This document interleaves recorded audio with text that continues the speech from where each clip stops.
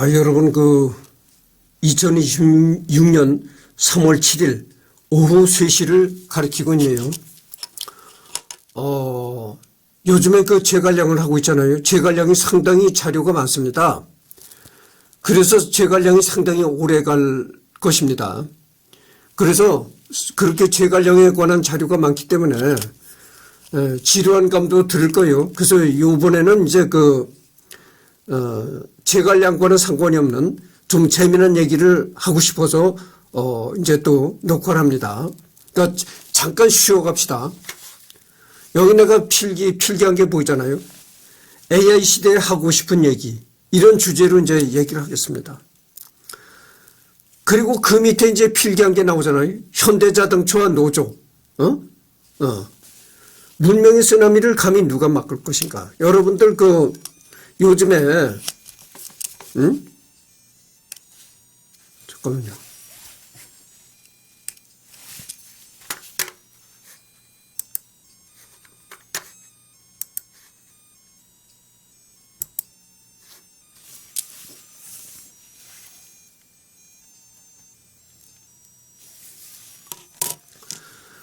여러분들 요즘에 뉴스에 들어보면은 삼성이나 현대 새로 짓는 공장에는 사람이 아주 극소수라는 겁니다. 몇 사람 안 된다는 거예요. 그 몇 사람 안 되는 소수의 사람들이 하는 역할이 뭐냐. AI 로봇을 이제 관리하는 그런 사람들이죠. 그리고 생산적인 일은 다 AI 로봇이 한다는 겁니다. 여러분들 얼마 전에 뉴스에 이런 얘기가 나왔어요. 현대 자동차에 AI 로봇을 이제 투입하겠다. 이렇게 이제 그러니까 노조가 들고 일어난 거예요. 노조의 허락 없이는 AI 로봇을 한 대도 들일 수가 없다. 이렇게 노조가 강력 반발을 하고 나왔다는 것을 내가 유튜브 영상으로 이제 뉴스를 봤습니다. 그래서 내가 유튜브 영상에 댓글을 달았는데 이런 댓글을 달았어요. 왜냐하죠? 문명의 쓰나미를 감히 누가 막을 것인가. 이런 댓글을 내가 달았어요.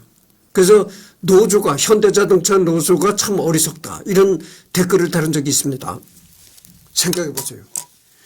인류의 역사라는 것은 발전의 역사입니다.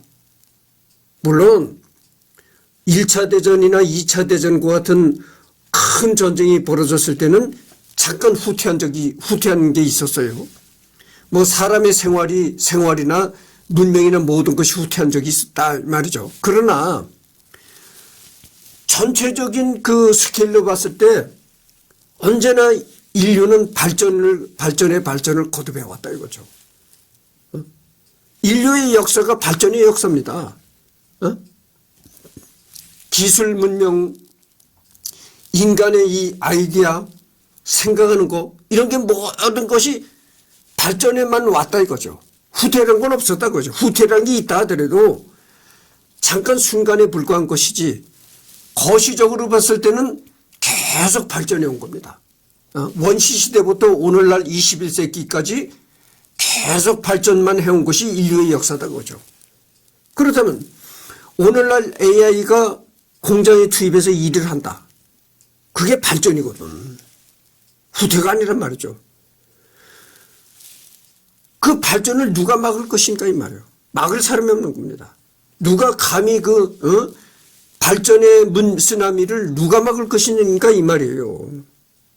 그래서 현대자동차 노조가 노조의 허락 없이는 AI 로봇을 한 대도 들일 수가 없다. 이렇게 강력 반발을 했다 그러잖아요. 그게 굉장히 어리석은 짓입니다. 아니 물론 노조에 속한 사람들 심정은 이해를 하겠어요. AI 로봇이 들어와서 공장을 돌리면 사람이 실업자가 될 거 아니겠습니까? 그러니까 그 사람들도 다 잠깐 집 가서 가족들 있고 그러는데 어떻게 당장 가족을 보러 이게 살려야 되는데 어떻게 하겠어요? 그러니까 그 심정은 이해를 하지만 그렇다고 해서 그거를 막아보겠다고 해서 그게 막혀집니까? 안 되는 거예요. 기술의 발전, 문명의 발전은 인류의 역사가 계속 발전해 온 것이 사실이기 때문에 발전이라는 건 막을 도리가 없는 거예요. 막겠다고 하는 자가 어리석은 자지 막을 수가 없는 겁니다. 그러면 앞으로 AI가 나타나가지고 거의 다 합니다. 인간의 직업을 거의 다 뺏어가는 거예요.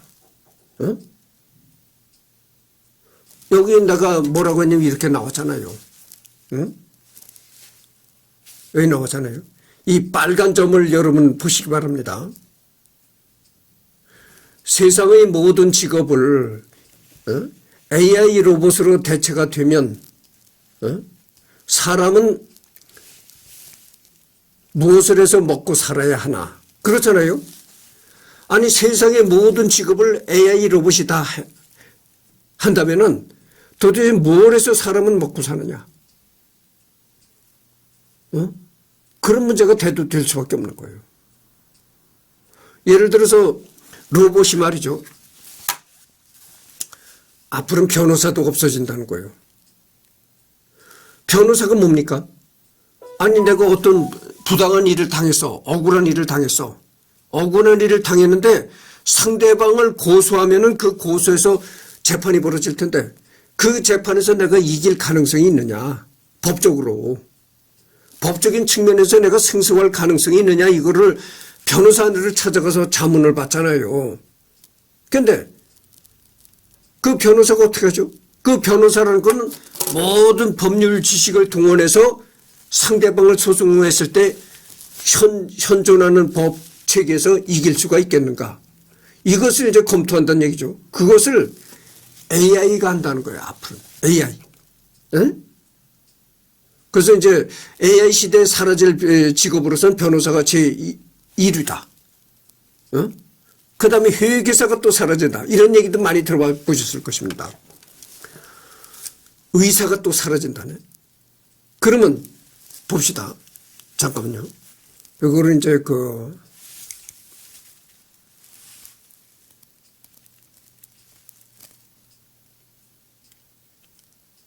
잠깐만요.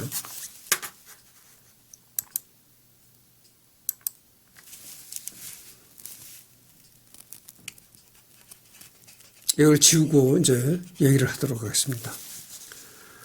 AI 시대에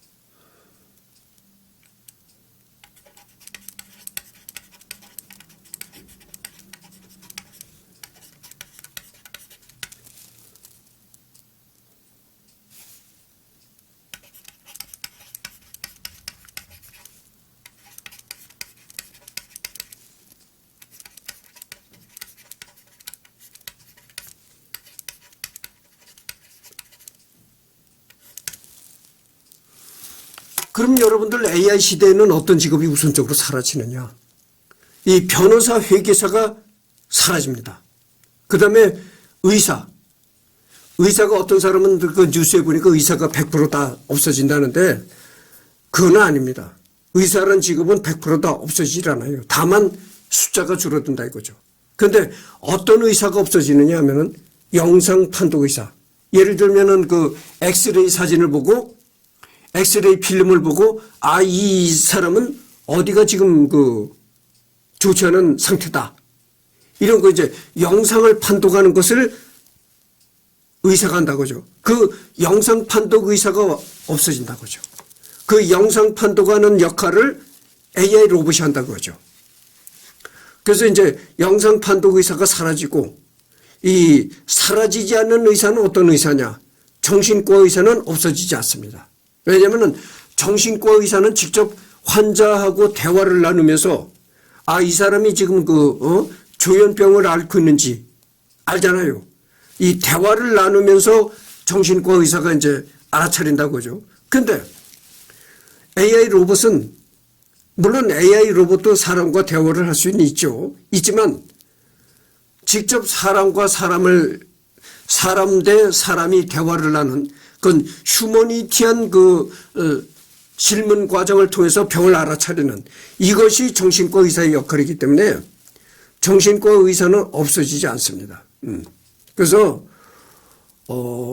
의사는 전부 다 사라진다는 건 아니고 일부의 의사들이 이제 없어진다고죠. 그러면 이런 문제가 대두가 되는 거예요. 이게 지금 블루투스로 연결돼서 필기를 하니까 어떤 문제점이 있냐면 딜레이가 돼요. 약간 늦어지는 경향이 있어요. 이게 직접 이 케이블로 연결이 돼서 이 필기라는 건 그렇게 늦어지는 현상이 없거든. 근데 블루투스로 연결이 돼서 무선으로 연결이 돼서 잠깐씩 늦어지는 경향이 있더라고. 그러니까 이해를 하시기 바랍니다.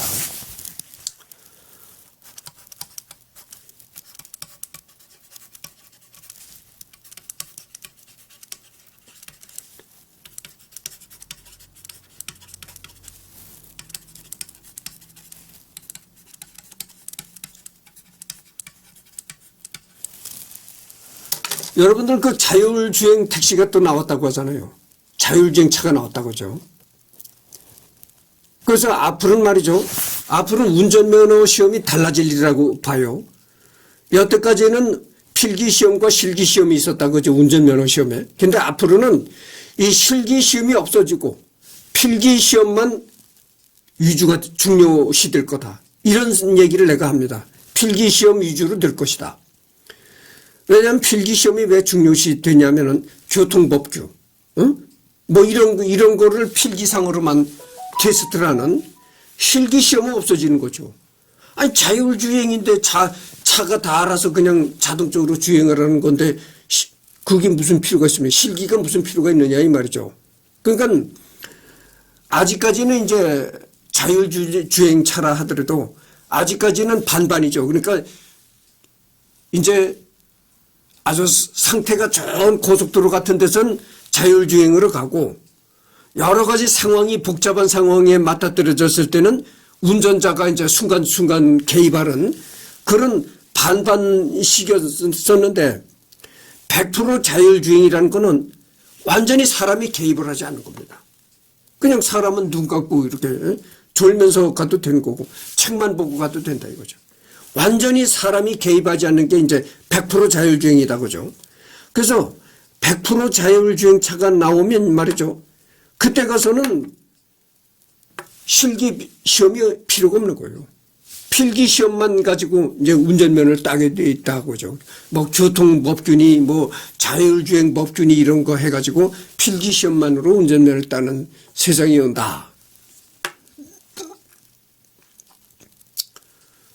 도대체 AI 시대 사람은 뭘 해먹고 사느냐. AI 로봇이 거의 다 사람 일을 뺏어가면 그럼 사람은 뭐 어디 가서 정말 흙 파먹고 사느냐 막말로.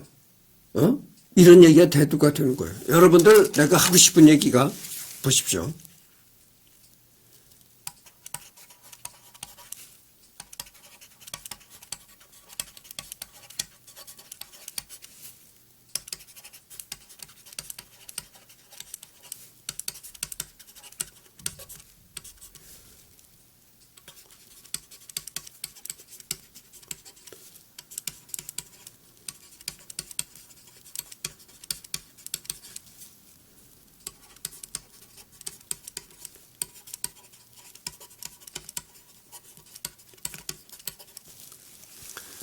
여러분들 국가혁명당 허경영 씨 알잖아요. 허경영 총재. 근데 허경영 총재를 비난하는 사람들이 많아요. 뭐 사교 교주다.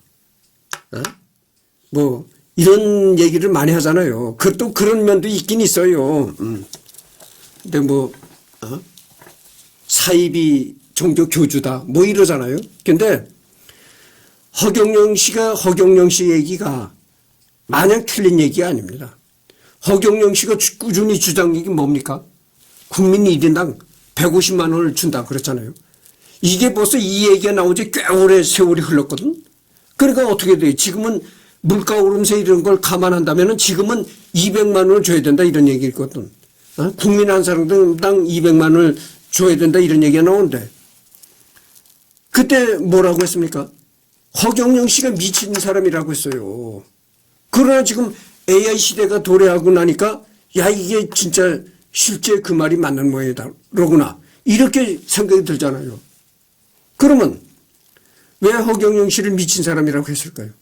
그러면 여러분들 150만 원 국민 일인당 150만 원을 주면은 도대체 국가는 무슨 돈이 있어서 그렇게 국민 일인당 150만 원, 200만 원을 지금 돈으로 말하면 200만 원이죠. 1인당 200만 원을 주느냐. 저거 미친 사람 아니냐. 여러분들 보십시오. 내가 그 허경영 강연짤이라는 유튜브가 있습니다. 그거를 내가 허경영 씨 강의하는 유튜브를 내가 가끔씩 요즘에는 잘 안 보는데 예전에 내가 많이 봤어요. 허경영 씨 말이 맞습니다. 자보십시오. 무슨 돈으로 그럼 국민 일인당 200만 원씩을 주느냐. 보세요. 지금요. 찔끔찔끔 국민들한테 뿌리는 돈이 상당히 많습니다. 기초수급자 왜 한 달에 40만 원인지 50만 원씩 주잖아요. 기초생활수급자. 그거 주지. 또 실업급여라고 있습니다.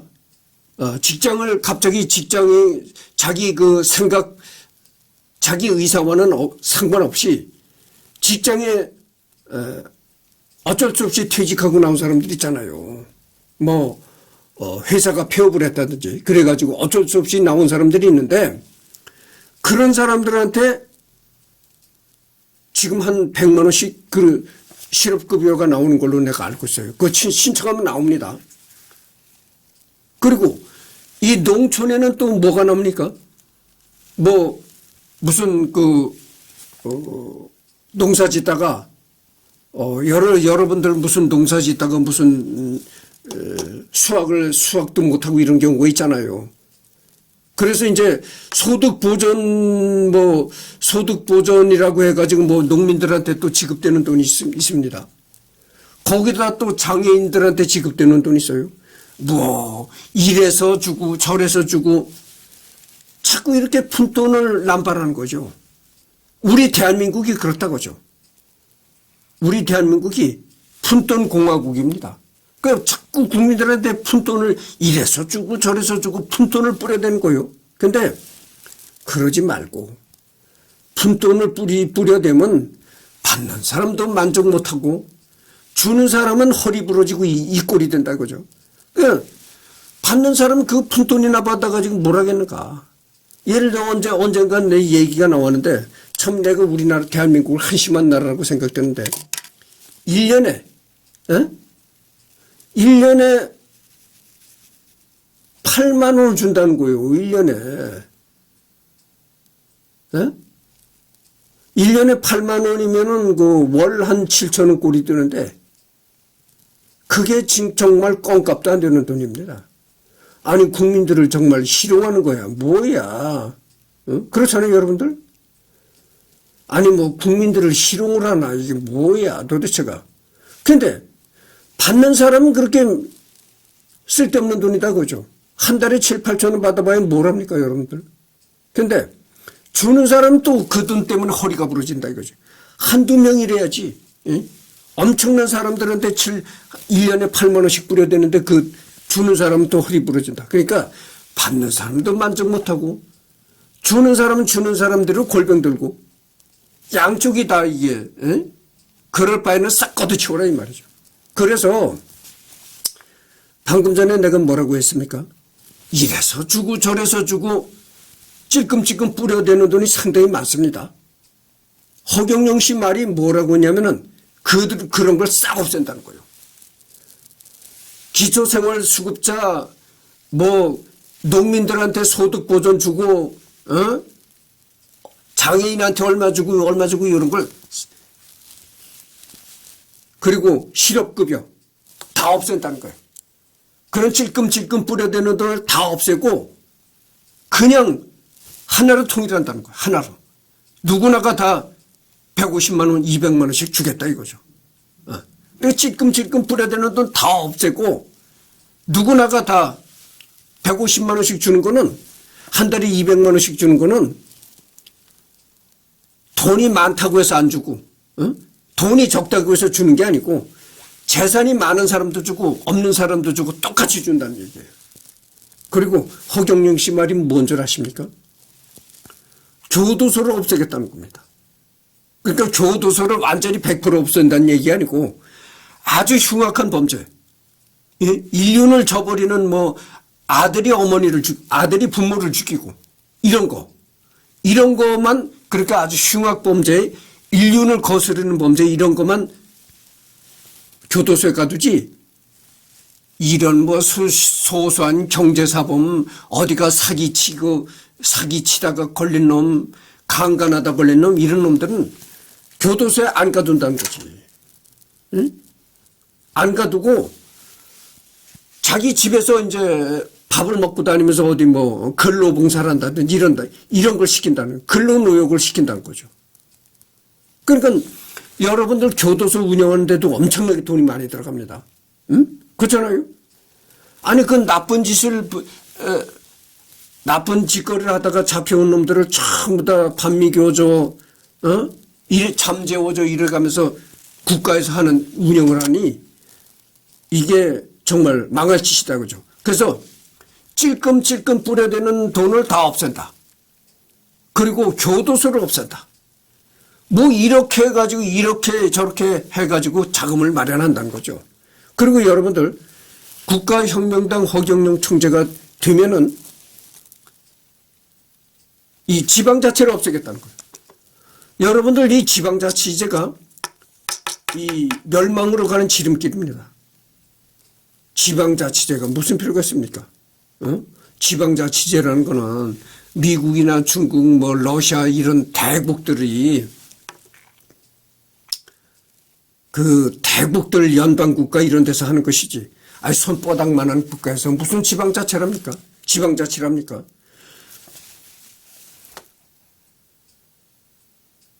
여러분들 나는 이승만 대통령 때 지방자치를 한 줄 알았거든. 그게 아니고 지방자치를 한 것이 이승만 대통령 때도 지방자치를 안 했다고 그러더라고. 내가 알아보니까.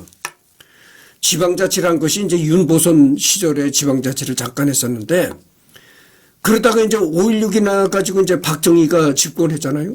박정희가 집권을 하자 지방자치를 없앴습니다. 이 박정희 시대는 전부 다 임명을 했어요. 서울시장도 임명을 했고 뭐 강원도 도지사도 임명을 했고 다 임명을 했단 말이죠. 허경영 씨가 대권을 잡으면 우선 지방자치제부터 없애겠다. 내가 그 말에 전적으로 동감합니다.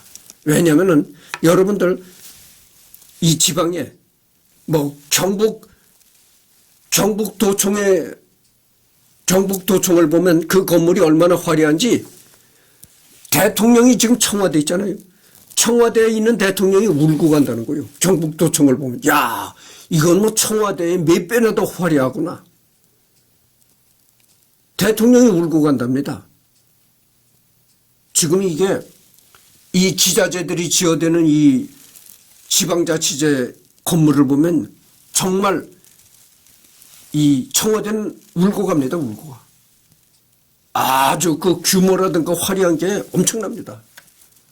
그리고 이 지방자치제가 벌이는 그 지방자치제가 남발하는 그 헛된 뭐 토목공사 이런 거 그것이 굉장히 남발이 되는 거예요. 남발이 돼가지고 국가 경제 그러다가 그렇게 흥청망청 도청 뭐 엄청나게 호화궁전을 짓고 이러고 뭐 쓸데없는 토목공사에 남발하고 이러다가 돈이 바닥나면 누구한테 가겠습니까? 중앙정부한테 우리가 이렇게 지금 이 재정이 곤란하니까 도와주시오.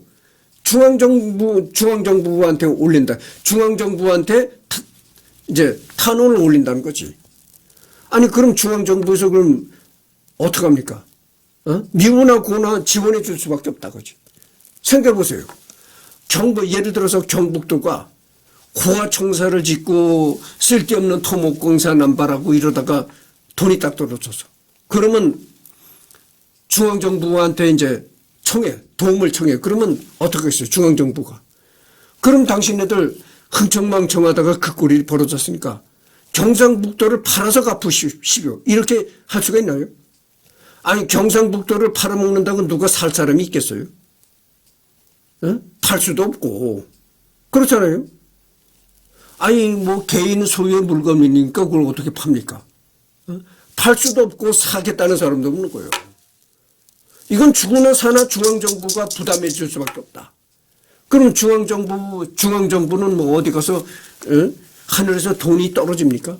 그러다 보면 이게 국가 부실로 이어진다. 국가 자체가 멸망하게 된다 이거죠. 이 지자체가 벌이는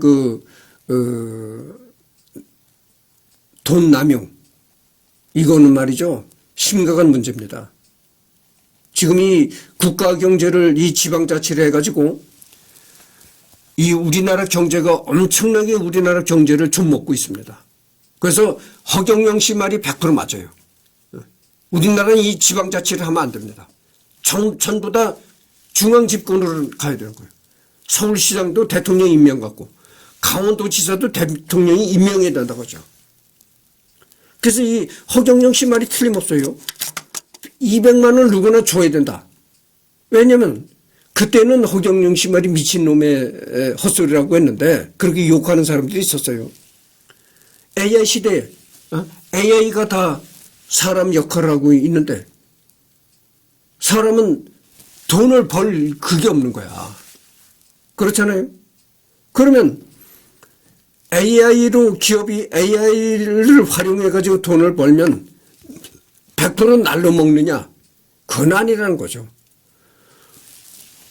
로봇을 활용해 가지고 돈을 벌면 정부에서 로봇세를 먹여야 된다. 로봇세를 부과해야 된다고 하죠. 그렇잖아요. 아니 로봇을 활용해서 뭐 물건을 만들어내면 사람을 이용을 해서 물건을 만들어내면 뭐 다달이 월급을 주고 이래야 되니까 엄청나게 돈이 나가잖아요. 그렇지만 로봇한테 뭐 임금을 줍니까? 월급을 줍니까? 그냥 공짜로 로봇을 갖다 쓴다고 하죠.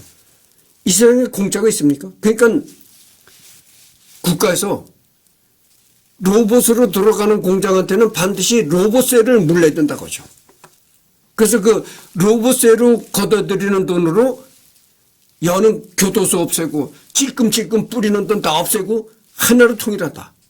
하나로 통일해가지고 1인당 200만 원씩 누구나 지급한다 이거죠. 그 허경영 씨 말이 틀림없어요. 그래서 이 가만히 생각해 보니까 허경영 씨는 미래를 내다보는 해안이 있었다. 내가 이런 얘기를 하고 싶은 거예요. 그래서 AI 시대가 진짜 아직까지도 이 초기 단계니까 그렇지 AI 시대가 본격적으로 진입이 되면은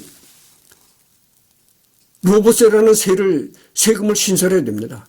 그래서 정부에서 이 로봇세를 대대적으로 걷어들여 가지고 국민당 1인당 200만 원씩을 지급해야 된다 이런 얘기죠. 그래서 이 허경영 씨 말이 상당히 미래를 내다보는 해안이 있었다 이렇게 얘기하고 싶은 거예요. 그리고 이거를 말이죠. 다시 또 하겠습니다. 다른 페이지를 내가 또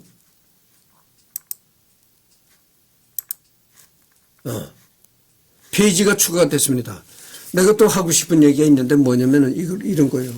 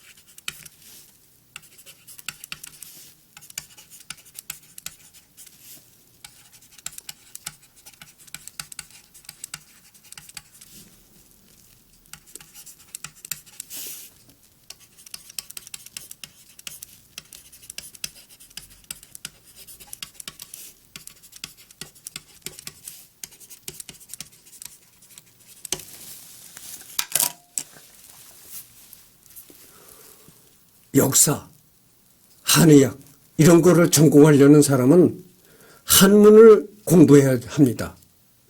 한문을 모르고 역사를 전공한다는 건 있을 수가 없는 거예요. 현재까지는 그랬다고죠. 그런데 AI가 앞으로 자꾸 발전이 되잖아요.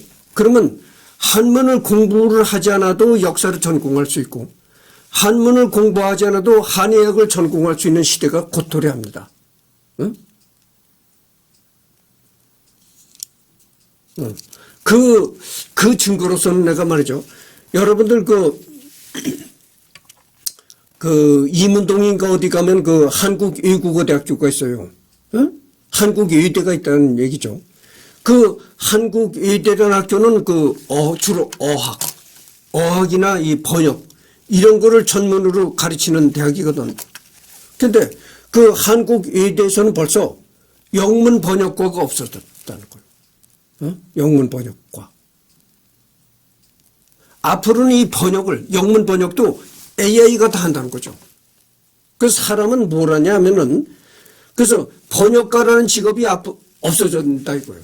그래서 사람은 뭘 하냐면 AI가 번역한 문서를 이렇게 잘못된 부분을 찾는다든가 잘못된 부분을 교정하는 교정 수준에 머무른다 이거죠. 사람의 역할이라는 건. 그렇잖아요. AI라고 해서 완벽할 수는 없잖아요. 그러니까 일부의 잘못된 한글 감각, 한글로 봤을 때는 이게 문맥이 좀 잘못된 번역이다. 뭐 이런 거, 그런 것만 한글로 교정하는 것일 뿐이다 이거죠. 그러니까 부분이 잘못된 이제 한글 어투 뭐 이런 것만 교정을 할 뿐이지 원래 번역은 AI가 한다고요. 그래서 예전에 번역 회사들이 있었어요. 이 번역하는 일감만 갖다가 주로 번역만 해서 이제 거기에 이제 번역하는 오다를 받아가지고 번역을 해주고 거기서 이제 이득을 받아가지고 수고비를 받아가지고 이제 회사가 운영되는 번역 회사들이 있었다고죠.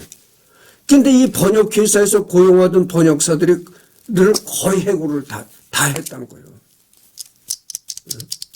AI가 번역을 한다고죠. AI가. 그래서 앞으로는 말이죠. 여태까지는 역사를 전공하려면 한문을 모르고서는 역사를 전공할 수가 없다. 그래서 이 대학에 가서 역사학을 전공하려면 첫째 부딪히는 장벽이 한문입니다. 왜 한문이란 장벽에 부딪히겠어요? 여러분들, 내가 언제까지 이런 얘기를 했지만 이제 벌써 35분을 경과했습니다. 조금 얘기가 길어지듯 들어보시오. 중학교 때 900자, 고등학교 때 900자, 중고등학교 총 1800자를 가르치게 됐군. 근데 한문을 공부를 하질 않아요. 한문 과목은 있는데 한문을 공부하질 않는다고죠. 그게 왜냐면은 수능 시험에 한문이 출제가 안 돼요. 한문 과목이 포함이 안 됩니다. 수능 시험에. 그러니까 아예 공부를 안 하는 거예요. 아니, 점수 받으려고 지금 어떻게 해서 이제 대학을 가야 되겠는데, 수능이 코앞에 닥쳤는데 점수에 포함되지 않은 한문이나 공부하고 있겠어요? 말이 안 되는 얘기죠. 그러니까 이 수능에서 점수가 나오는 영어, 수학, 국어 이거만 몰두한다고죠. 그러니까 요즘에 대학생들이 한문 몰라요. 그래서 이제 중학교 과정, 고등학교 과정에서도 한문 과목은 있지만 사실상 그것이 무용지물이 돼버렸다 이거예요. 수능 시험에 포함이 안 되니까 공부를 안 해. 그러니까 그래서 한문을 공부를 하지 않고 대학에 갔다가 역사를 전공한다. 이렇게 되면 그때 가서 발등에 물이 떨어질 거야. 한문을 그때서부터 한문을 공부하냐고. 죽어라고 한문 공부한다고죠. 그런데 앞으로는 AI가 지금보다 더 발전이 되면 한문을 공부하지 않고도 역사를 전공하는 그런 시대가 올 것이다 그 말이죠. 그런 차원에서 내가 뭘 얘기하고 싶으냐면은 여러분들 북한 말이죠. 북한이 김일성이 통치했잖아요. 북한은 일찌감치 이 김일성 정권 때부터 일찌감치 한글 전용으로 갔어요. 한문을 쓰지 않았습니다. 100% 북한은 일찌감치 100% 한글 전용으로 갔어요.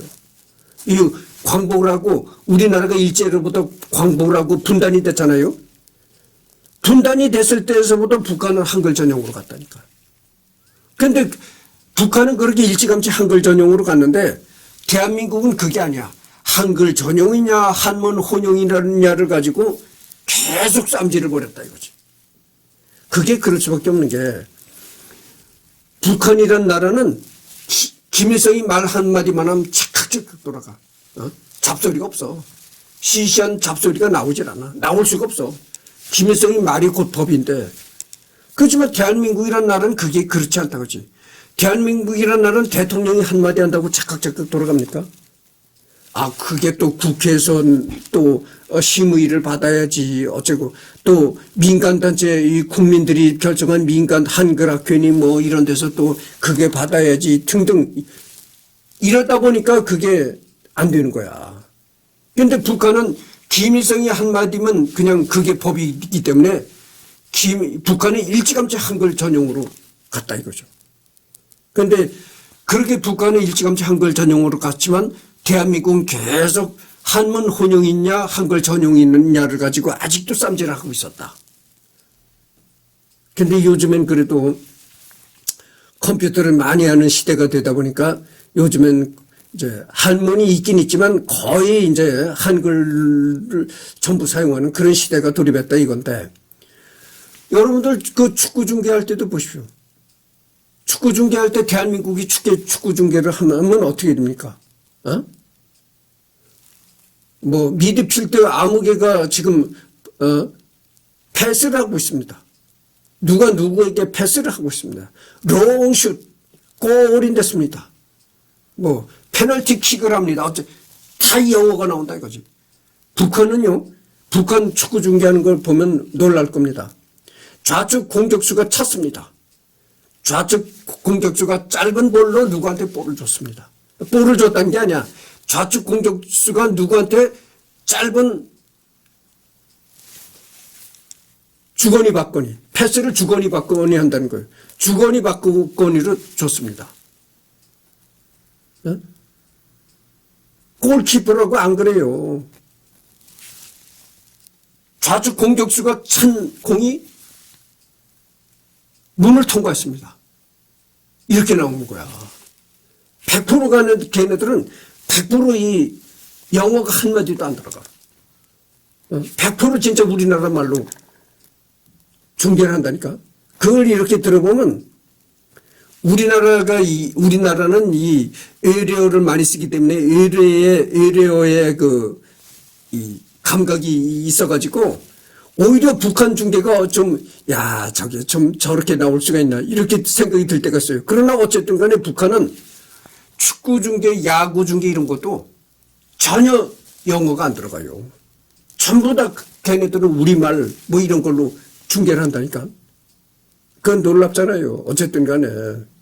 근데 내가 또 한 가지 놀라운 게 있어요. 우리나라에서도 이 한글이 자꾸 이 대세가 되어가는 시대였다 보니까 이 조선왕조실록이 한글로 많이 이제 번역을 했어요. 응? 예, 번역을 했는데 이 서울 서초동에 가면 중앙도서관이 있습니다.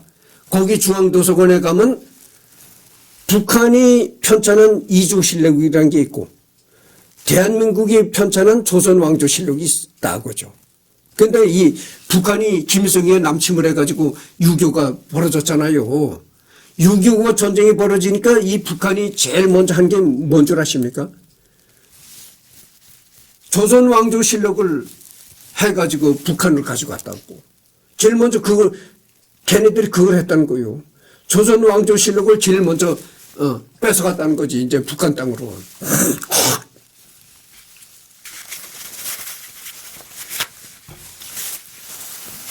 그 조선왕조실록은 100% 다 한문으로 돼 있잖아요.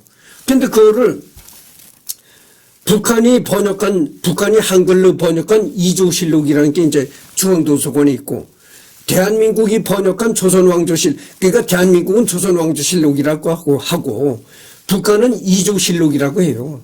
근데 북한이 번역한 이조실록과 대한민국의 조선왕조실록을 이렇게 들여다보면 누가 한글 번역을 잘했느냐? 북한이 훨씬 잘했다고 내가 생각이 들어요. 내가 그 중앙도서관에 가가지고 이조실록도 들춰봤고, 북한이 번역한 이조실록이라는 것도 읽어봤고, 대한민국이 번역한 조선왕조실록이라는 것도 내가 봤거든. 근데 대한민국이 번역한 조선왕조실록은요, 한글로 번역은 했지만 한문투가 많이 들어갔어요. 한문의 말투가 많이 들어가가지고 한글로 번역을 했을 때 읽어도 진정한 뜻을 알아채기 어려운 부분이 많아요. 그러니까 대한민국이 한글 번역한 조선왕조실록은 한글로 번역은 했을 때 한문투가 많이 들어갔다고죠. 그런데 북한이 번역한 이조실록은요, 그렇지 않아요. 순수한 한글로만으로 그렇게 번역이 됐더라니까. 그래서 내가 조선왕조실록을 한글로 번역한 게 북한이 더 낫구나 이런 생각을 했다니까. 근데 지금은 그래도 그게 사람이 번역한 거야. 학자들이 모여서 이제 한글로 번역한 조선왕조실록이거든. 앞으로는 그게 그렇지 않아요. 앞으로는 AI가 번역을 합니다. 뭐 조선왕조실록, 고려사, 무슨 뭐 삼국사기, 삼국유사 이런 걸요. AI가 번역을 합니다. 응? AI가 번역을 해요.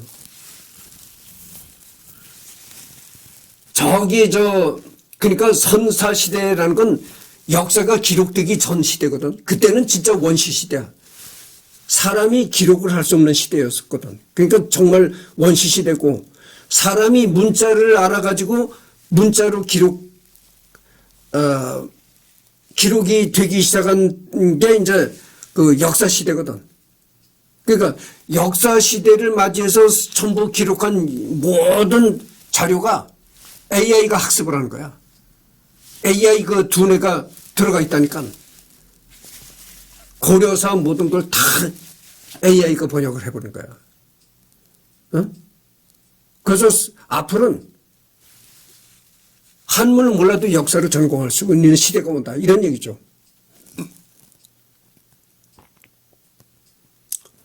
여러분들 한문이 총 몇 자라고 합니까? 6만 자라고 하잖아요. 6만 자. 6만 자 그렇게 많은 한문을 다 알 수는 없고, 사람이 안다고 해봐야 고작 많아봐야 한 2,000자 정도면 뭐 된다고 할 겁니다. 2,000자 정도만 알면요 거의 다 이제 독해를 한다 그거죠.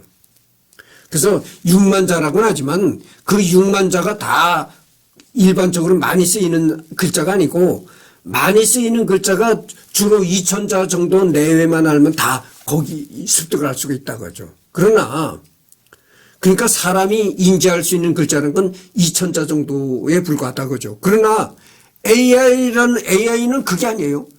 AI는 한문 6만 자를 다 알 수가 있는 거예요. 어? 한계가 없는 거야. 기억에 한계가 없는 거라니까. 그러니까 앞으로는 역사도요, 한문을 몰라도 역사를 전공할 수 있는 시대가 도래한다니까. 그러고요. 그래서 이제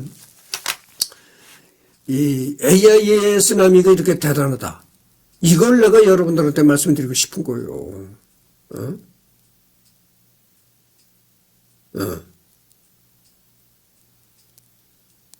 한의학 허준의 동의보감? 지금은 허준의 동의보감이 한문으로 원본을 읽으려면 그 한문을 또 알아야지. 땡. AI가 발전이 되면 그게 필요 없어. 동의보감도 다 AI가 알아채. 근데 뭘? 벌써 한국 외국어대학교에서는 영문 번역과가 없어졌다는 거예요. AI가 영문 번역을 한다고지. 근데 뭘? 그래서 내가 지금 47분을 경과했습니다. 그래서 지금 제갈량에 대한 자료가 너무 많아요. 그래서 너무 오래 갈 것 같으니까 좀 중간에 쉬어갈 겸 내가 하고 싶은 얘기를 했습니다.